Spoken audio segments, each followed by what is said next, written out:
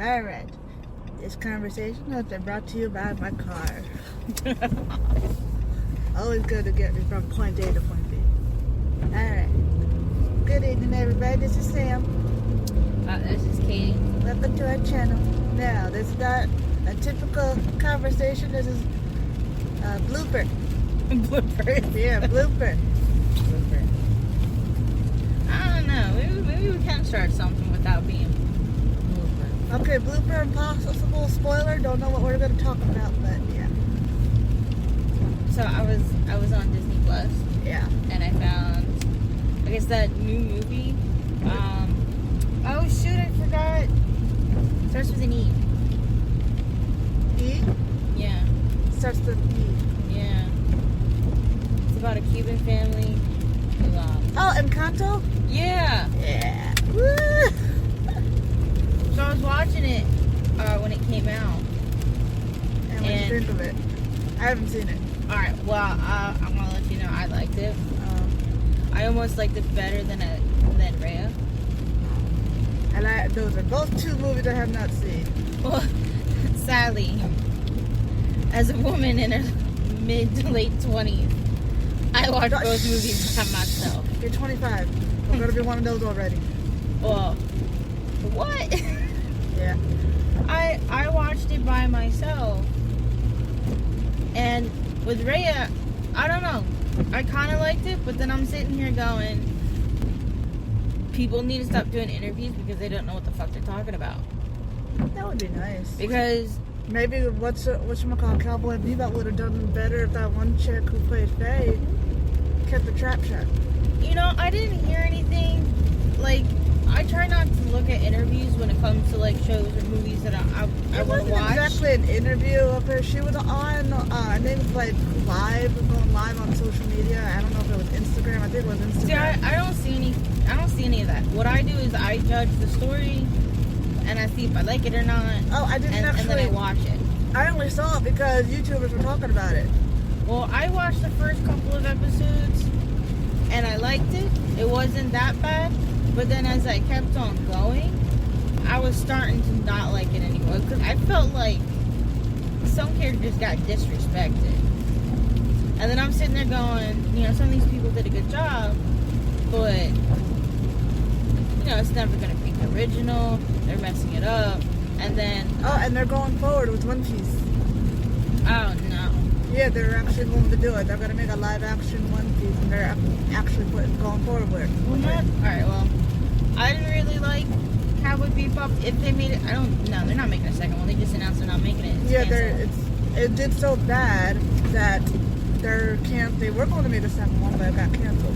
Yeah, and then people got pissed off about it. And people from the show were basically trying to guilt trip some of the people, like, oh, you know, because of us getting canceled for the second season, people are going to be losing their jobs, and you're really missing out. And sign this petition to get us for a second season. I was like, there's people who lost jobs from other movies and series. It's probably because the show was probably a build-up, but I felt like there was some disrespect in the material.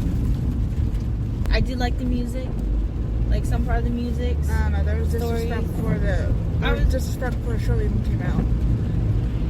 There was, and then, you know, the guy who played Spike, I was like, you know what? I can feel it. He is Spike. And then when Jet came out, I was like, okay. Wasn't too into it, but then when I watched the show, I was like, okay, I see what you did here. Now when Faye came out to be, no, she wasn't. I didn't feel like she was beautiful. Because Faye's supposed to be beautiful. And then people were upset because of her outfit. Yeah, because she's worn more revealing stuff in other works apparently. And I'm sitting here going, well, Faye's supposed to be sexy. She's supposed to be revealing. She's a beautiful, intelligent woman. I didn't really like the outfit. I feel like she delivered the character, but I also feel like she didn't. And I don't want to be disrespectful towards her, but you can be, but because she was disrespectful to the original fans. Let's go back to like Raya and then Encanto. Okay. I didn't want to say it wrong. So with Raya, I didn't feel it because the actress trans. She said that, oh, I feel this lesbian connection with Raya and the other chick that I forgot since I only saw the movie once a long time ago. I watched the fight scenes. She said in the fight scenes you can feel the lesbian tension. I was like, okay, let me watch this shit. So I would watch it over and over again. I watched the movie twice in the same day trying to find this lesbian connection, and I'm sitting here going, I just got confused on their relationship. They met once, they had this huge connection on the same day. You know, shit runs downhill. And she's like, I feel betrayed by you, blah, blah, blah. And I was like, you only knew her for one day. You only connected with her for one day. What do you mean you feel betrayed? You knew her for one day. You don't know her. It's not like you've been friends for 12 years. You know, people have kind of said the same thing about what happened with the in Wonder Woman 1984. When that one blonde chick basically went all evil, and there was kind of something similar like that said. Barbara? Huh? Her name was Barbara. Well, there was a similar conversation like, how could you do something like this? I know you, or I don't know. There was. No, I think that's different. Because they've also only known each other for like a. They did. But Barbara had huge. Barbara knew Diana. Right? She was a feminist. She idolized. Be careful how you say that. Well, whoops. She seemed like one. But let's get this down. She idolized Diana. Like a level of some shit. That's not what happened to Raya. I mean, honestly, when I first saw Wonder Woman 1984, I didn't see it, but it wasn't until after I saw some people like critiquing it, because I mean, I enjoyed it, and then some people were saying like, I felt like it was all the fighting scenes I kind of liked. I don't know, some people made a comment about either, I don't know if it was Diana or if it was that Barbara chick. One of them said something along the lines like the other betrayed them, but people were saying like they didn't know it. What do you mean betrayed? You didn't know each other that long. You guys weren't even that close. I think when it came to the word of betrayal, I don't think it was because of intimate relationship or relationship regardless. It was basically she idolized Diana, and her version of Diana was not the version she thought. Yeah. So her image portrayed her image of what she thought was Diana, right? Yeah. Because Diana is a woman who fights for mankind, but mankind has always treated her so badly. Yeah, and if you watch like back in the early 2000s, Justice League and like all this stuff about Diana, she was a big feminist. She fought for mostly women. I'm ready to get my thoughts jumbled up. Here it goes. She fought for women, and then eventually, she's like, all people are equal. But it's kind of funky. If I remember in the Justice League, she always like kind of favored rescuing the women if there was a woman by. It seemed, I don't know. I gotta go back to see it. I know she was a big feminist and she didn't like men for a while. That's what it seemed like in some episodes I've watched. Or I read something. It was like mankind was evil. But then she saw that, they were equals. So then when you got feminists out there, people out there who are like, fuck men, I'm like, excuse me, without men we wouldn't have society. When it comes to the whole feminist shit, I'm a feminist. I just don't like some of the crazy feminists. I really can't stand it when people from both sides, men and women, men like to say, oh, without men there wouldn't be people, but then women will go, without women there wouldn't be people. You both. It takes two to tango. That's why they keep saying it takes two to tango. You can't create life without both a male and a female. It's not all without the female. There's no life. There's no without male. Cause like that's something that also irritates me. Then you got these smartasses that are like, oh, we could engineer babies. Did you not? There was a movie where they engineered babies, right? And nobody got pregnant. What happened was a baby just showed up at your door and they're like, you're a parent now. And they were just re-cloning the same person over and over again. It was a movie about cloning and then people not like disappearing and shit. I don't know. I gotta find that fucking movie because I know I've watched it. They're like, oh, we can just use science. And I'm like, okay.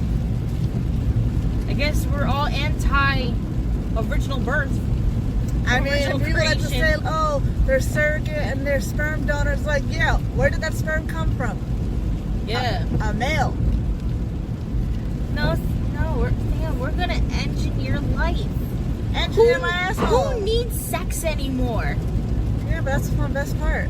The best part is making the baby. Yeah. The worst part is taking responsibility. You know, I'll kind of remember the clip that I showed you and my mom yesterday, and the woman created this clip, and she goes, the dad really wanted a daughter. And so it's playing that one beat song. It's like when you walk away, and then when the dad walks away, you see 1 boy, 2 boy, 3 boy, 4 boy, 5. It took them 6 tries to have a girl. You know, when I was younger, everyone thought I was gonna be a boy, and my dad's like, I only make boys. And then he had to call his mom, and he's like, Mom, I gotta let you know something happened. She goes, oh my God, what happened to Sandy and the baby? They okay? And he's like, it's a girl. And my mom could hear them screaming. My grandma was screaming, going, oh my God, it's a girl. And that's how I broke a 21-year-old curse. Because the moment I was born, families from all over, family my dad didn't even know was giving us stuff. And then all of a sudden, when I was born, people were having daughters everywhere. Because when my aunt was born, only boys. I mean, I think my parents, they got told that they were going to have a girl when my mom was pregnant with me. But it's kind of like, well, they say that, but they weren't going to believe it until I was born. But because of where the umbilical cord was, they thought I was a boy. No, I was told I had a swollen vagina. So they thought I had a penis. Yeah, well, their umbilical cord was, they thought that was a penis and I was a boy. But then they clipped it and said, oh, no, that's a girl. They clipped your penis off. Oh, I almost died.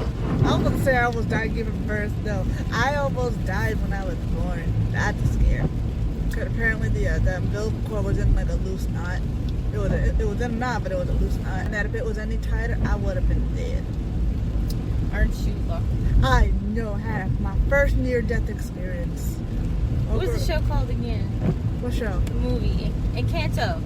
Yeah, Encanto. Alright, shut up. Shut up. So Encanto. Did I say it right? Damn it. You sound like you said El Gato. Which is a cat. Oh, cool. Learned a new word. But anyway, you know what I'm talking about. Yeah, I do. Just don't say the word. I know. I feel like I'm disrespecting culture, and I'm trying here. I think Encanto means something that has to do with music. Yeah, I have a problem with pronouncing words, so I have issues. I'm studying Spanish, but I'm still not up to par. I know that word has to do with music. Well, it's about a Cuban family who gets, the grandmother, she tells a story about how she's running away from these people to find a better place to live. Yeah. And at first, when I watched the scene, I was like, I'm not going to like this. Because it just reminded me of the situation we have now, like with Mexico and all that shit. So I'm like, alright, immigration, I got it, cool. I don't know if I want to see this in my movie though. Like, I want rainbows and sunshines. Then I'm watching it. Now she's a widow. Kind of pissed off the dad's gone. She's a widow with 3 kids.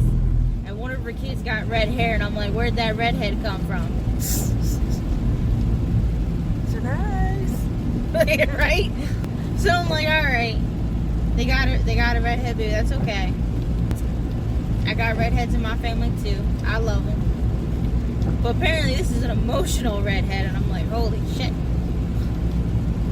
It's my cousin. So then I'm watching it, I'm like, I love the characters. You see the characters doubt themselves and their abilities, because this candle, well, I guess, I don't know what the candle is. It's the power of her love, the grandmother's love for her husband, and it brought this miracle. And like, all the children had special gifts. Like, one person can, control the weather. Another could tell the future. Another one can heal people by just making food and then giving it to them. Super strength. Person can, like, make plants come everywhere. All that stuff. But you have one child who doesn't have any gifts. And her gift is probably the most special gift, which is that she's pretty much the glue of the family. She's like hope and understanding and wise and all that shit. And you're watching it and you feel it. Like, she's an outcast and you feel it. And then you realize that she's not just an outcast. Everyone else is trying to prove, about their gifts. Like, one person, her gifts are super strength. But then she's like, when can I be weak? When can I let down all this pressure? Why do I have to lift mountains and bridges for everybody else when I'm not okay? And then she starts to doubt herself. And then you have the one who has beautiful flowers always surrounding her. And she's like, I don't like to be perfect. I don't want to be perfect. And then she starts making plants that, she never seen, like a cactus. She's never seen it. She's playing with a cactus. And the one daughter that doesn't have any abilities pretty much showed them that they don't have to reach someone's expectations. You're just supposed to be you. You're not supposed to meet people's expectations but yours. So I love that about the movie. It made me cry a little bit in some situations, like the grandmother and the granddaughter were fighting, and she's like, I'll never be good enough for you. And I was like, I felt that. My mama don't believe in me too. But if my grandmother was here, she'd bitch slap my mama. But she ain't here. Actually, that wouldn't happen. My grandmother was too kind.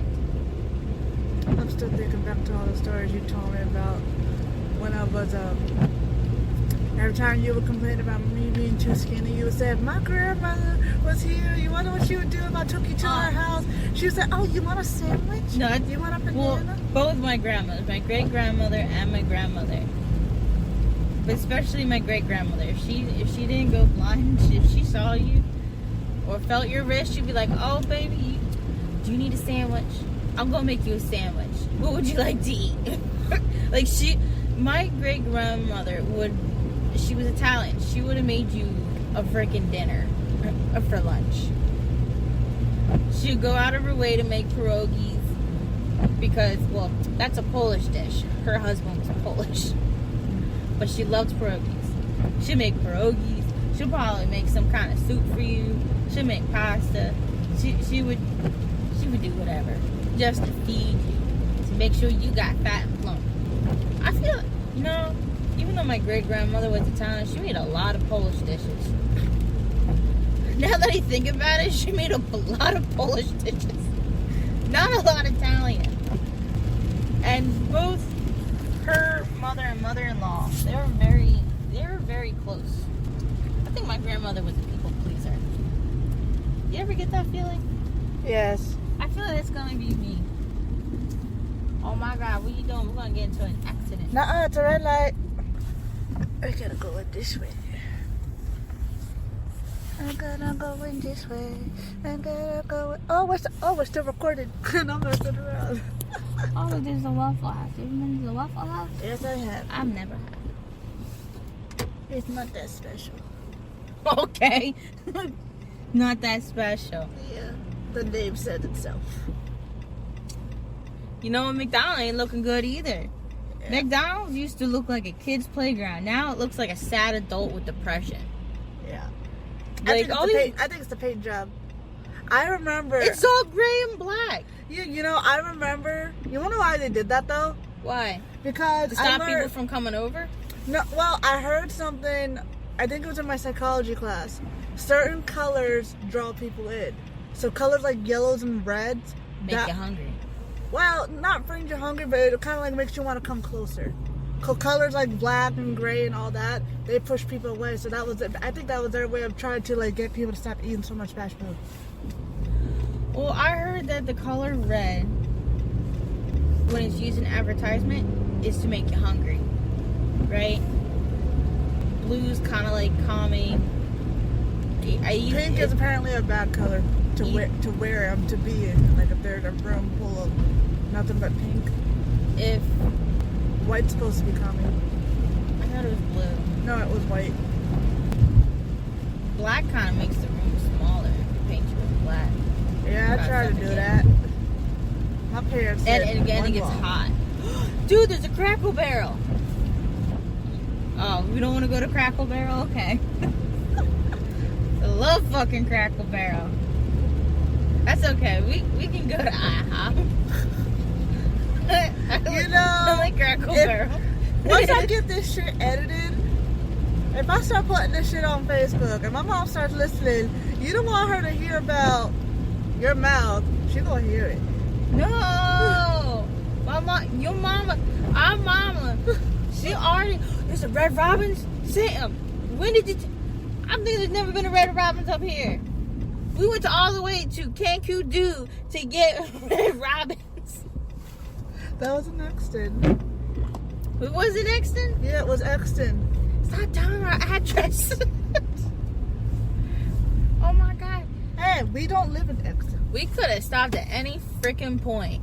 Now I gotta watch my language. Where are we now? We're in Cancun. You better bleep our location. They don't know where we live. Just because we talk about our location doesn't mean shit. I don't need location. What the fuck? Look Why at are you this shit. taking 2 spots, you dumbass motherfucker? Oh, that pissed me off. You know what? No, park super close to their fucking car so they can't get in. I mean, I know I have an asshole, but I don't want to be one.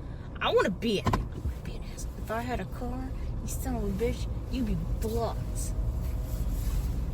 That pissed me off because, I hate when cars do that shit. Ugh. Yeah, and look at that. Oh, we're off to a great start. Look at that window. What?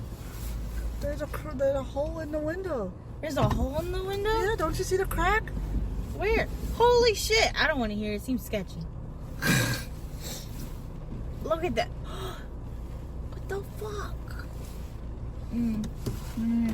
There's cracks in the window. It looks sketchy as fuck.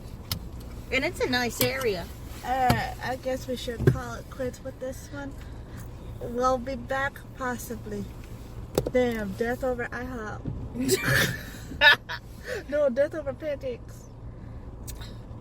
Oh, I know, it's okay. Alright, if you liked everything we had to say, we may do another one. Don't look at me like that. You're cringy as fuck. Shut the front door. Just say. I gotta do an This is outro. Kate, and this is Car Ride. But that's what a lot of people do when they do the outro. They gotta do like, hey, if you liked everything we had to say. Alright, say bye. Just doing a baby voice. I'm not doing a baby voice. You just were. No, I'm not. Okay, when you do this, when you go back to recording, it's gonna be like, this is Sam. Shut the front door. This is Sam. I'm gonna fuck you up. Your ass is mine. Bitch, your ass is mine. You didn't see Alright, fine, I'll do it differently. Yo, you like what we had to say? Come back. This is Sam. Bitch, say it. I'm waiting. This is you. I said Sam. This is Kate. Oh, you can't even talk. Look at you. You want me to do D-voice? Yeah. Okay. This is Kate. Ew, that kind of sounds like a man. Yeah, that's right. I don't want to hear you crap. All right, goodbye. Say bye.